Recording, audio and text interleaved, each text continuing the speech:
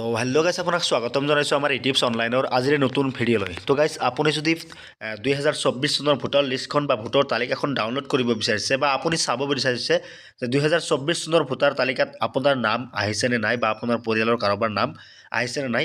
তো 2024 চনৰ যি ফাইনেল ভোটৰ তালিকা সেই তালিকা কিন্তু অপেন হৈছে বা প্ৰকাশ পাইছে। চ' আপুনি 2024 চনৰ সেই ভোটাৰ তালিকাখন কেনেকৈ ডাউনলোড কৰিব বা কেনেকৈ আপোনাৰ ভোটৰ তালিকাখন চাব এইটো ভিডিঅ'ৰ জৰিয়তে সম্পূৰ্ণ সবিশেষ দেখুৱাবলৈ গৈ আছোঁ। চ' পলম নকৰি ভিডিঅ'টো আৰম্ভ কৰোঁ। আপুনি যদি এতিয়াও আমাৰ চেনেলটো ছাবস্ক্ৰাইব কৰা নাই চেনেলটো ছাবস্ক্ৰাইব কৰি দি কাষত থকা বেল আইকনটো বজাই ৰাখক। চ' ভোটৰ তালিকাখন ডাউনলোড কৰিবলৈ হ'লে আপুনি যিকোনো এটা ব্ৰাউজাৰ অ'পেন কৰিব লাগিব। মই সুবিধাৰ্থে ক্ৰম ব্ৰাউজাৰটো অ'পেন কৰিছোঁ। অ'পেন কৰাৰ পাছত আপুনি চিম্পলি চাৰ্চ বাৰত টাইপ কৰিব ভোটৰ লিষ্ট ডাউনলোড। ইয়াতে কিন্তু এটা অপশ্যন দেখা পাইছে এনেকুৱাকৈ এটা লিখি দিব ভোটৰ লিষ্ট ডাউনলোড বুলি। চ' ভোটাৰ লিষ্ট ডাউনলোড বুলি লিখি দিয়াৰ পাছতে কিন্তু আপোনাৰ এনেকুৱা এটা পেজ আহিব। আপুনি যদি পেজটো ডেস্কটপ চাইড কৰা নাই ডেস্কটপ চাইড কৰি ল'ব। ডেস্কটপ চাইড কৰাৰ পাছত আপুনি তলফালে স্ক্ৰল ডাউন কৰিব। আপুনি যদি এইটো অপশ্যনত ক্লিক কৰে তেতিয়াহ'লে কিন্তু 2023 চনৰ যি ভোটৰ তালিকা সেইখন ডাউনলোড কৰিব পাৰিব। আৰু যদি 2024 চনৰ ভোটৰ তালিকাখন ডাউনলোড কৰিব বিচাৰিছে তেন্তে আপুনি স্ক্ৰল ডাউন কৰিব লাগিব।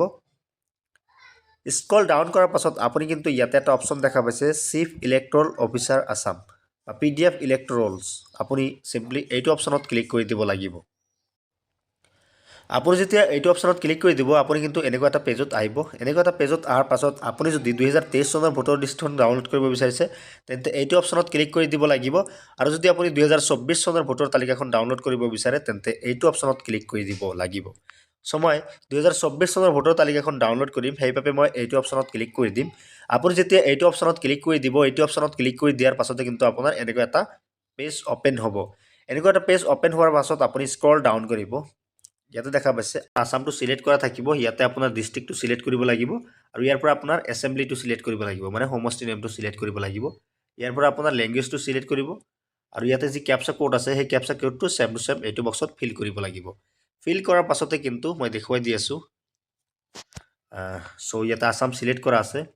ইয়াৰ পৰা মই ৰেণ্ডমলি এটা ডিষ্ট্ৰিক্ট চিলেক্ট কৰিম। চ' মই কামৰূপ চিলেক্ট কৰি দিছোঁ। কামৰূপ চিলেক্ট কৰি দিয়াৰ পাছত ইয়াতে দেখা পাইছে এছেম্বলি। ইয়াতে ক্লিক কৰি দিয়াৰ পাছতে কিন্তু ইয়াতে কামৰূপ ডিষ্ট্ৰিক্টত যিকেইটা এছেম্বলি আছে মানে সমষ্টি আছে গোটেইখিনি শ্ব' কৰিব। ইয়াতে শ্ব' কৰিছে চমৰীয়া, বকচয়গাঁও, পলাশবাৰী, হাজো, শুৱালকুছি, ৰঙিয়া আৰু কমলপুৰ।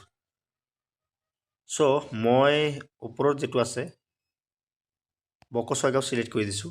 চিলেক্ট কৰি দিয়াৰ পাছত ইয়াতে আপুনি যেতিয়া ক্লিক কৰিব ইয়াতে আপোনাৰ আছামিজটো আহি যাব অট'মেটিকেলি। আপুনি চিলেক্ট কৰি ল'ব।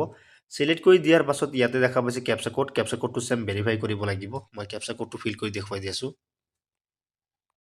চ' মই কেপচা কোডটো ফিল কৰি দিছোঁ। কেপচা কোড ফিল কৰি দিয়াৰ পাছতে ইয়াতে কিন্তু দেখা পাইছে এটা চাৰ্চ বাৰ। এই চাৰ্চ বাৰত আপোনাৰ গাঁওখনৰ নাম চাৰ্চ কৰিলে কিন্তু আহি যাব।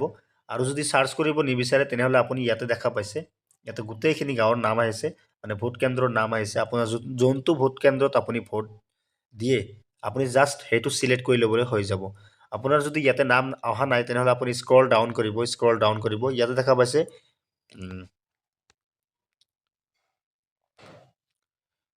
ইয়াতে কিন্তু নেক্সট অপশ্যন দেখা পাব। এই নেক্সটত ক্লিক কৰি দিব লাগিব। ইয়াতে যদি আপুনি ক্লিক কৰে তেনেহ'লে আৰু নেক্সট আহিব।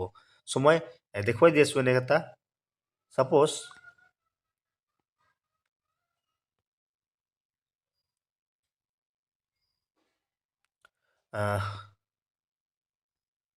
মই ওপৰতো দেখা পাইছোঁ। ইয়াতে মই জাষ্ট আপুনি যদি ড্ৰাফ্টটো ডাউনলোড কৰিব বিচাৰিছে তেনেহ'লে ড্ৰাফ্ট চিলেক্ট কৰিব পাৰিব। আৰু যদি আপুনি ফাইনেল লিষ্টখন ডাউনলোড কৰিব বিচাৰিছে তেনেহ'লে কিন্তু আপুনি ফাইনেল লিষ্টখনো ডাউনলোড কৰিব পাৰিব। চ' ফাইনেল লিষ্টৰ কাৰণে আপুনি চিম্পলি এইটো অপশ্যনত ক্লিক কৰি দিব লাগিব। ইয়াতে দেখা পাইছে জাষ্ট এইটো অপশ্যনত ক্লিক কৰি দিব লাগিব।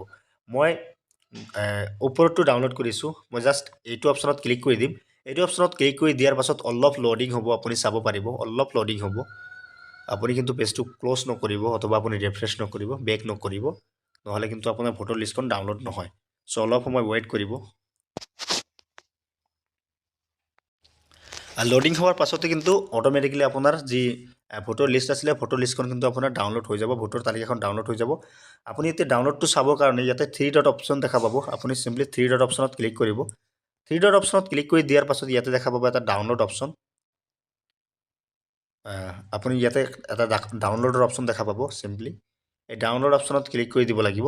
আপুনি যেতিয়া ডাউনলোড অপশ্যনত ক্লিক কৰিব ডাউনলোড অপশ্যনত ক্লিক কৰি দিয়াৰ পাছতে কিন্তু ইয়াতে চাব পাৰিব আপোনাৰ ভোটৰ লিষ্টখন ইয়াতে কিন্তু আপুনি চাব পাৰিব ভোটৰ তালিকাখন চ' আপুনি চিম্পলি এইটো অপশ্যনত ক্লিক কৰি দিলে ইয়াৰ পৰা আপুনি যিকোনো এটা পিডিএফটো অপেন কৰিব লাগিব পিডিএফটো অপেন কৰাৰ পাছতে কিন্তু ইয়াতে আপুনি চাব পাৰিব আপোনাৰ ভোটৰ তালিকাখন চ' ইয়াতে কিন্তু গোটেইখিনি যি গাঁৱৰখনৰ ভোটৰ তালিকা আছে গোটেইখিনি কিন্তু ইয়াতে শ্ব' কৰিব ইয়াতে কিন্তু দেখা পাইছে মই দেখুৱাব নোৱাৰিম চ' এনেকৈ আপুনি কিন্তু চাব পাৰিব